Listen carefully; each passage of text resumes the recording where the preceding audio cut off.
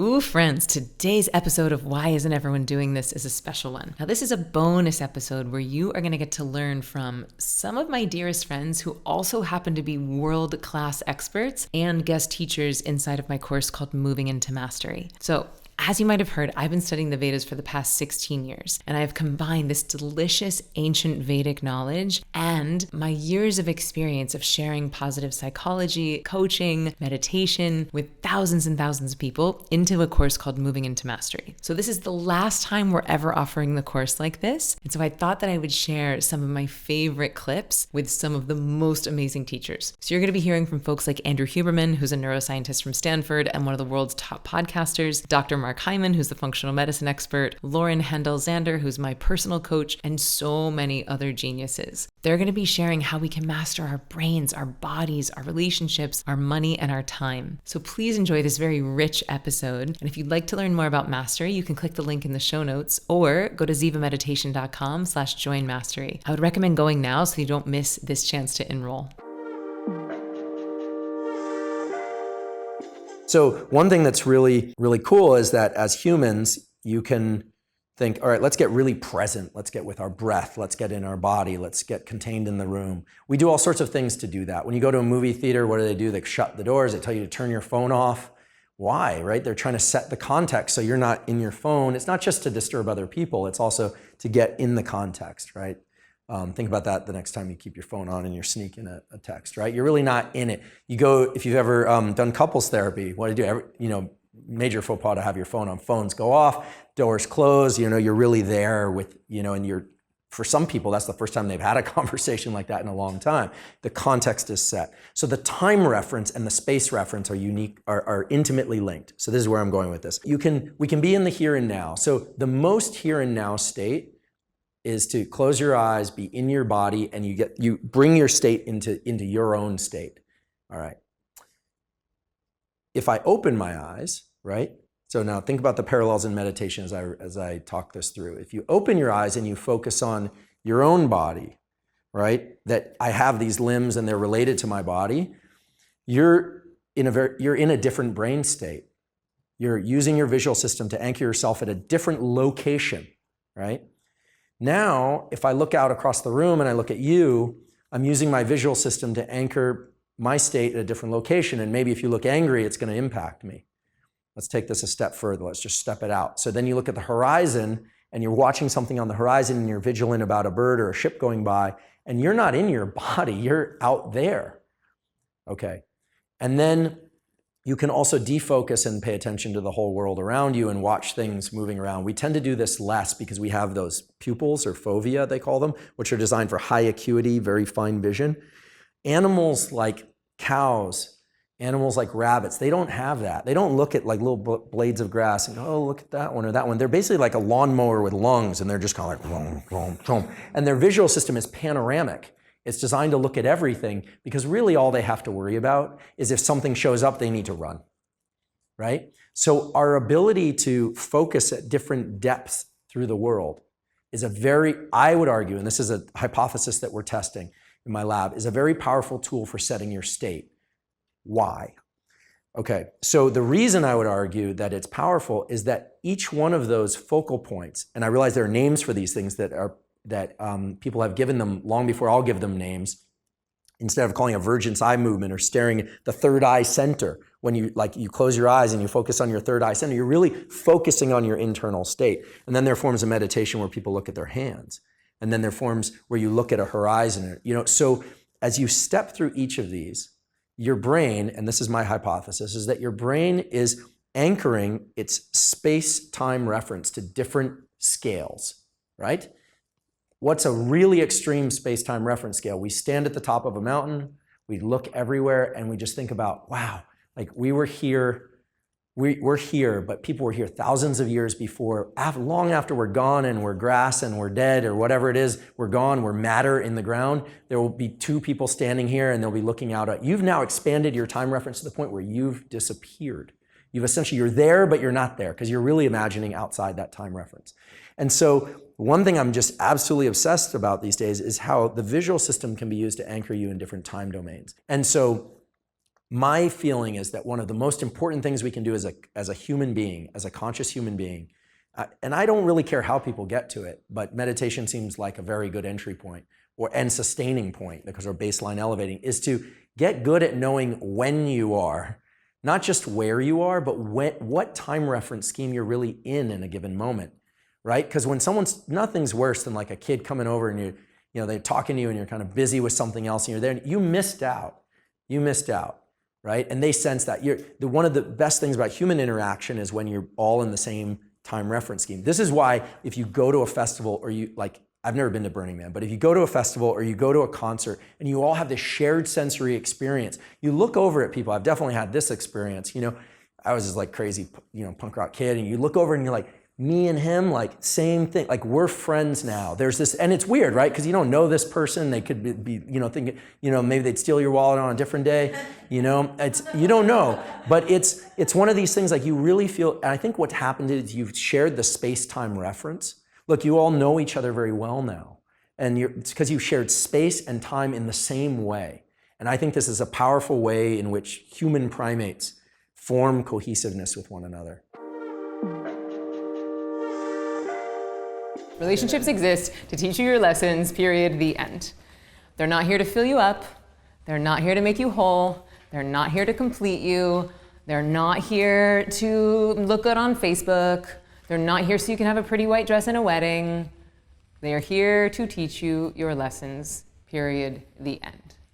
Now here's the good news. If you learn your lessons inside that relationship, then either the relationship gets to evolve and up level, or you get to move on and get a better relationship, and you get to learn a better lesson. You get to solve a better problem.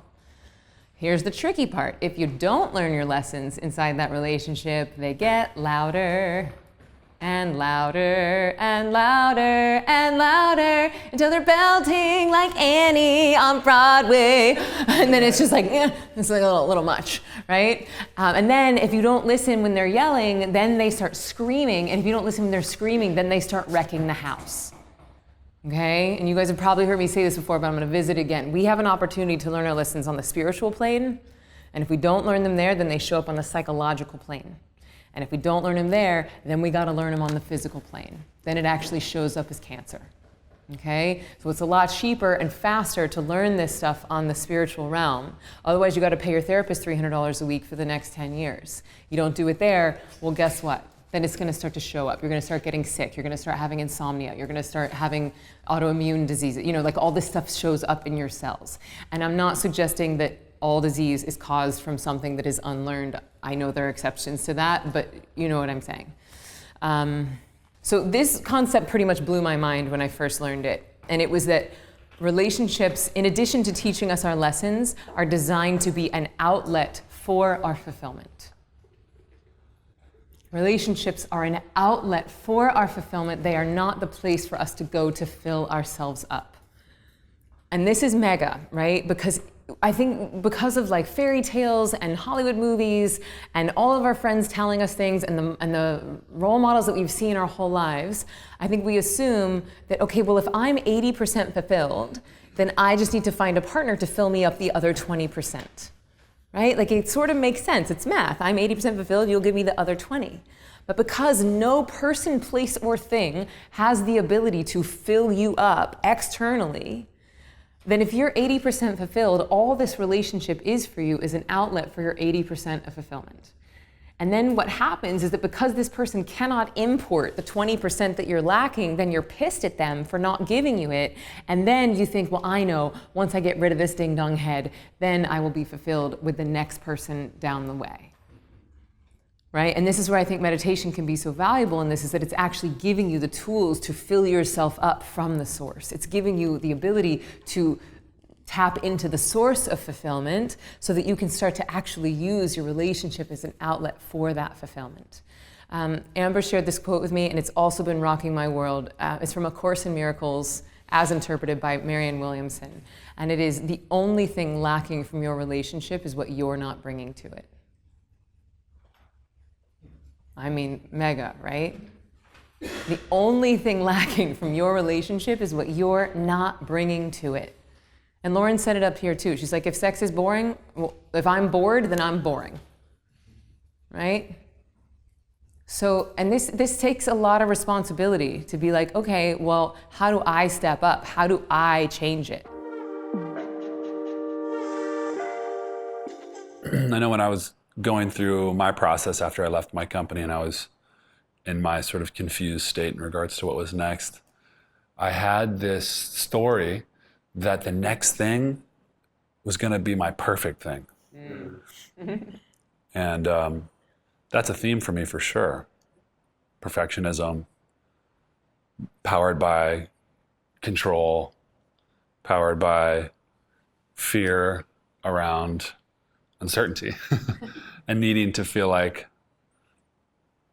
it's going to be perfect and I don't even know exactly what it's going to be and how to get there. And for me, it wasn't until I started to let go of it needing to be perfect and started to shift my perspective to a place of, I'm going to start experimenting. That's actually what MediClub was. It was an experiment, you know? I'm gonna just start putting a project to life. And this was really important for me because money felt so important in regards to whatever I wanted to give myself to. There had to be lots of money attached. So I really had to give myself permission to just lean into a project, not worry about money, but have it be a project that was in line with something that excited me, that felt in line with what I cared about. And yeah, I mean, probably 7 months later, it started bringing in really meaningful money, which is really cool.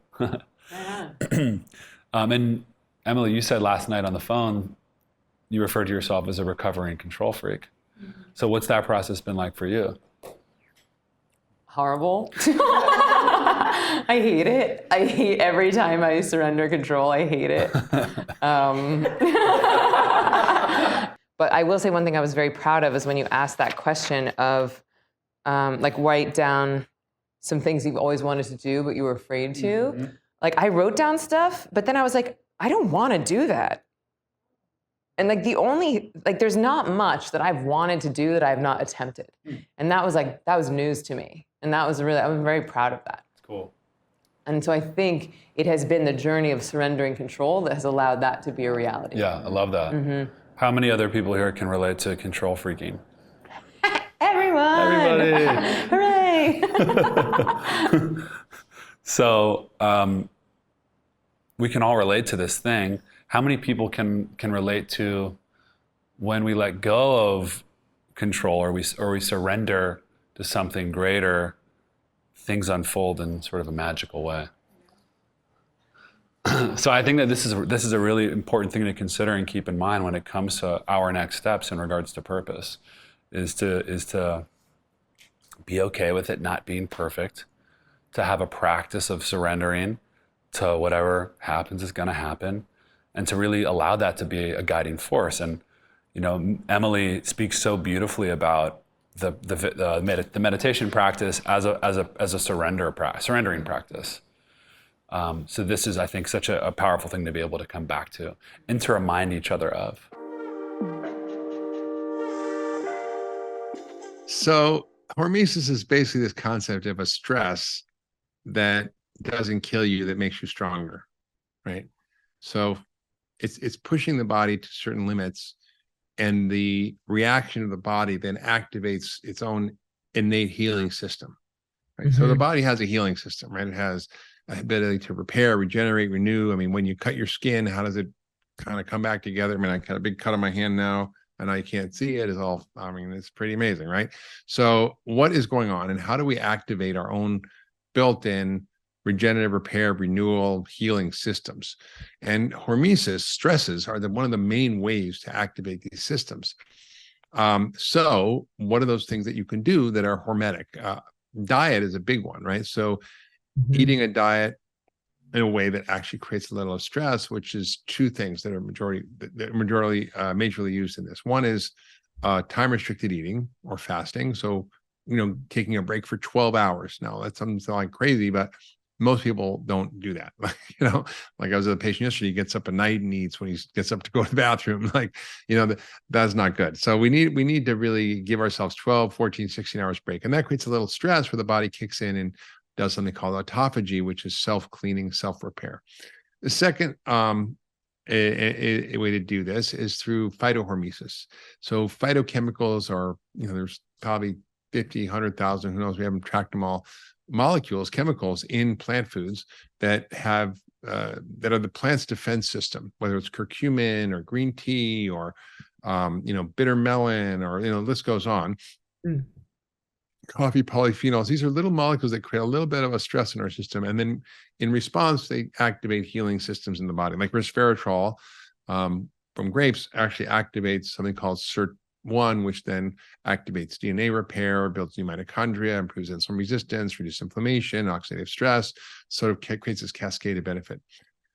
That's food. Second is exercise. That's another huge factor. So pushing yourself, like when you run as fast as you can and kind of feel like you're going to pass out, like that's really a good thing for the body because it activates your mitochondria, it creates new mitochondria, it builds endurance, increase your VO2 max, all of which makes you healthier and live longer. And then there's strength training, which is really important for building muscle. You're literally tearing muscle as you're doing this, and that response of the body is what creates new and better muscle. So exercise. And then the thing is, like, sort of, we live in these thermoregulated environments that are 68 degrees and don't ever stress our bodies. And so cold stress and hot stress are actually very powerful. So hot heat stress, like a sauna, will actually activate something called heat shock proteins that repairs damaged proteins, one of the hallmarks of aging. It activates our immune system. It increases cardiometabolic health. It improves blood pressure, adjusts heart rate variability, it improves heart failure, reduces stress response. So there's a whole bunch of things that happen when you go in a sauna. And then cold plunge, same thing. So cold therapy, you can do a cold shower, you can do a hot bath, it doesn't have to be a ton of equipment, but everybody's usually got a bathtub and a shower. So you basically a cold shower or a cold bathtub or a hot bathtub, that'll do the work. And so using cold therapy is very powerful for activating brown fat, improves your metabolic health, improves dopamine, cognitive function, alertness, reduces pain, inflammation. So these are really things that going in a 40-degree wet water and I don't know, Emily, did you jump in the Antarctica when we went to Antarctica? I did, You jumped in yeah. the ocean. Yeah. Like that's kind of like, wow, I'm in the frozen 32-degree sea here, but it has a very powerful effect on the body. And these are things that we can do to actually activate these ancient embedded healing responses. So money is made up. It is completely pretend. And so the idea that, there's a couple of fundamental principles. The most important one is this. The reason we want things is because we think that having those things or those experiences is going to make us feel a certain way.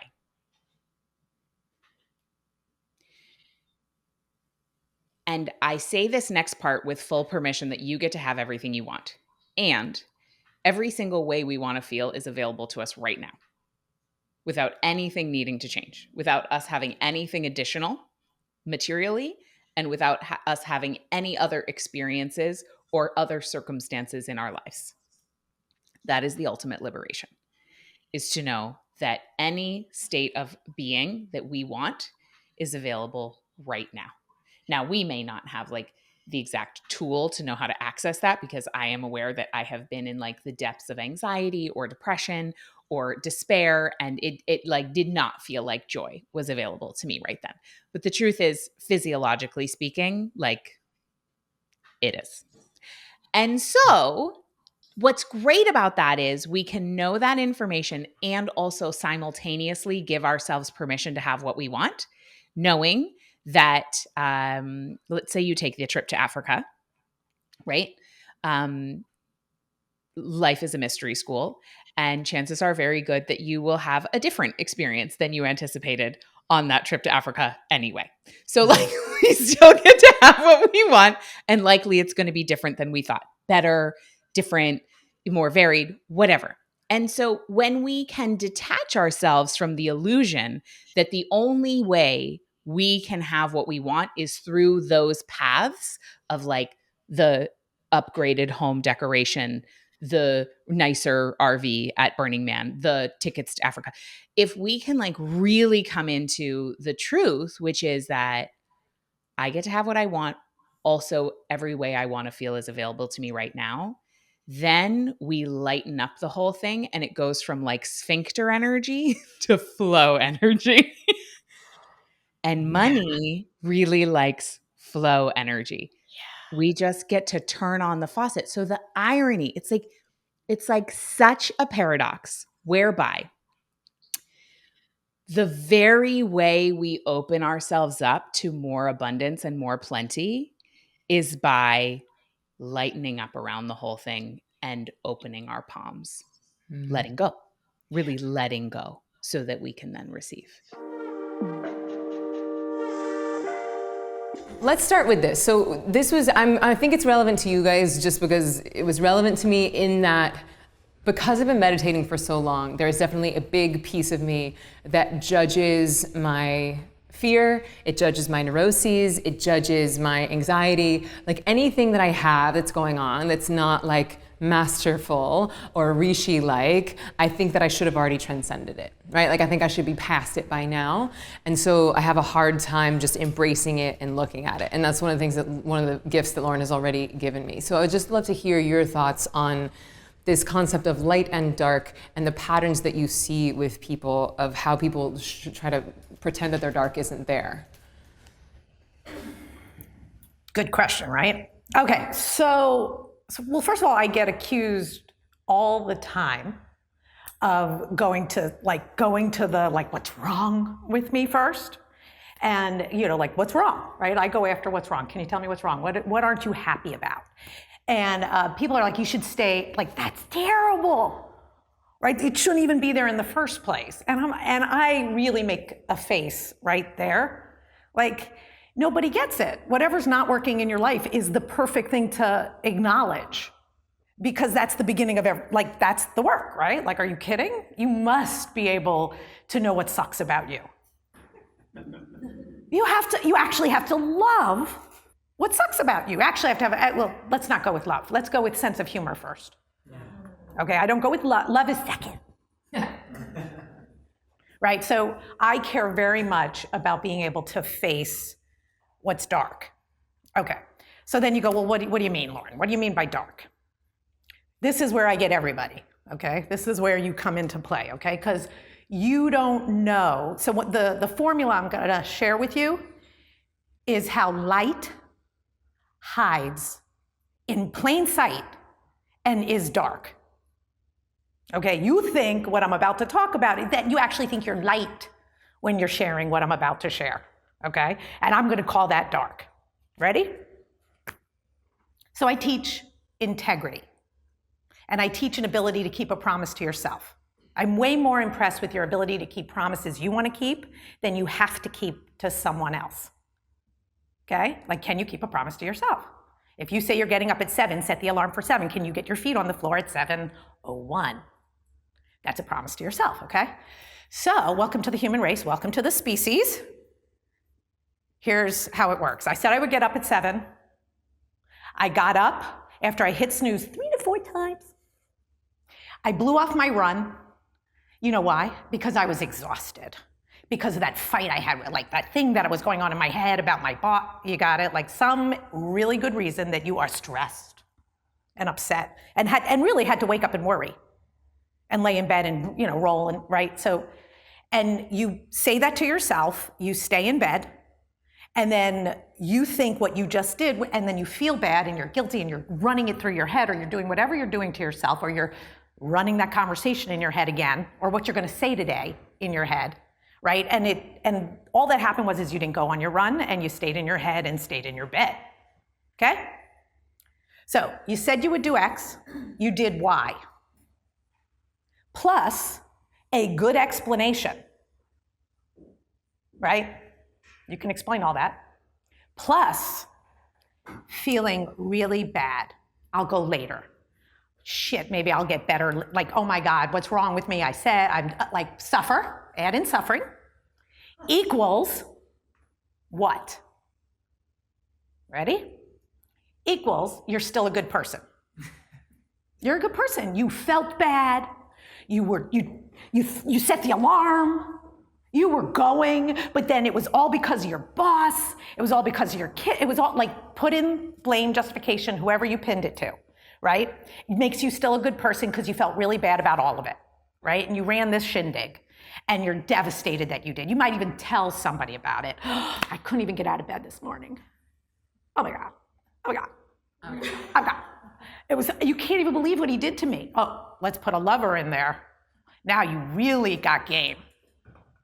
All to not go on the run, but you don't know you're not going on the run, right? You really think you're devastated, sad, upset, disappointed, and having a hard time. And I'm gonna go, if you went on the run, you would have loved it. Like, I'm sorry, guys. It was all a shenanigan not to go on the run. Go on the run and see what happens in that head of yours. Okay, so how the dark hides as light is it's in your excuses, explanations, justifications, and all the ways you feel bad about yourself, about others, and about what isn't changing in life. And you still feel like a good person because you're worrying, concerned, and looping in it and talking about it. And then you're even a good person because you're listening to their caca. And they are, really, what happened to you? Once upon a time, you had a boss like, oh, what was your lover like? No, yes, no, shit. Nobody's going on a run. You get it? So what I teach people is to take over the narrative in their mind, to get a sense of humor about your own narrative and the dark of you, however your dark is showing up, right? And to laugh at it and go on the run. Let's first think about time through the lens of a dust mite. Dust mites live for 24 hours. From the time they are born to the time they die, 24 hours, that's their whole lifespan. And then think about time through the lens of a sea turtle. They can live to be 120, 170 even, I think. I'm not sure exactly, but it's longer than the human lifespan. And then think about time through the lens of a redwood tree. Thousands of years old. So what's soon for a redwood tree? What's now for a redwood tree? What's now for a dust mite? What's soon for a dust mite? High stakes. What's late for a dust mite? Right? And then what if we go and think about time through the lens of God? What's now for God? What's soon through the eyes of God? What's late through the eyes of God? And I know the G word scares people sometimes. I'll give you my working definition of the G word for today, which is the collective consciousness of all that is. The collective consciousness of all that is. And if we think of God as omniscient, omnipotent, and omnipresent, then it's everywhere, all the time, infinitum. Right? So for God, there really is no time. It's all happening now. And we'll talk about that in much more detail as we go. But just let's for a moment just marinate on omniscient, omnipresent, and omnipotent. You know everything, everywhere, all the time, always. Right? And it's sometimes hard to wrap our brain around as humans because the human experience to God would I imagine be similar to the human experience to a dust mite. Right? So if we think how limited the time perception of a dust mite is versus what our time perception is, like that's sort of a exponential jump that we can quantify. But then if we think about our perception of time versus God's perception of time is another exponential jump that's a little bit harder to quantify, but I think that we can if we really blow it open a little bit, okay? And the reason why I wanted to start by asking you guys how your relationship with time has changed since you started meditating is that I want to help you guys to celebrate your successes and to notice that you've already changed your relationship with time simply by the fact that you have a practice that every day, twice a day, is moving you beyond the realm of thinking and therefore beyond the realm of time. So every day, twice a day, you are moving beyond your left brain and into your right. you're moving into the realm of being, you're moving beyond the realm of thinking. And if you move beyond the realm of thinking, then you move beyond the realm of time. Time is a function of thought, right? And we humans are the ones that decided that there's 60 chunks in an hour. We're the ones that decided that there's 24 chunks in a day. And we didn't nail it because we got leap year, right? So, and we keep changing the atomic clock. So time is not a natural law. Time, as we understand it on these things, is a human interpretation of a series of nows. And if we move beyond the realm of thinking, then we also move beyond the realm of time.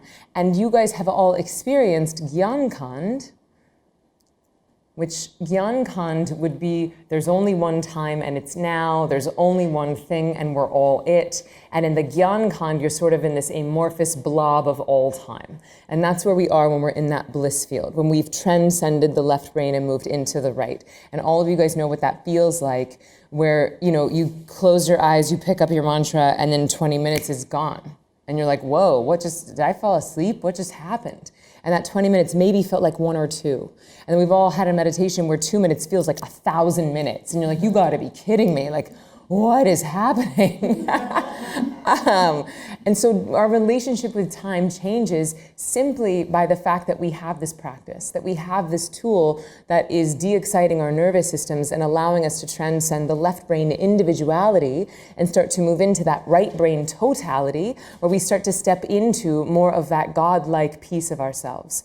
Because in your right brain, you are more connected with everyone and everything than you are your individual vessel of a human body.